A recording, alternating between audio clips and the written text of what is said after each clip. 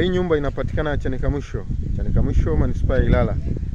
Hii nyumba inauzwa milioni 26 tu za Kitanzania. Milioni 26 tu. Nyumba tayari ina umeme.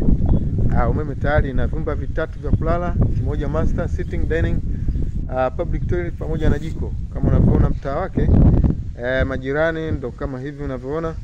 Ni mtaa uliosimama kabisa. Majirani ndo kama hivi unavyoona.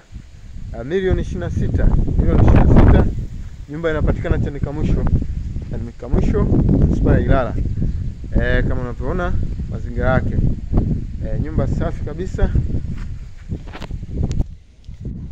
Hii nyumba unafika unaingia tu, karo la choo ndo hili hapo.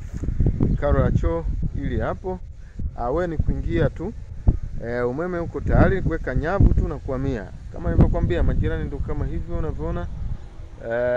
Ni mtaa ambao umetulia kabisa. Kutoka barabara ya lami au stendi ni wastani wa dakika 3 hadi 4 kwa mguu. Karibu sana ukipata tangazo hili.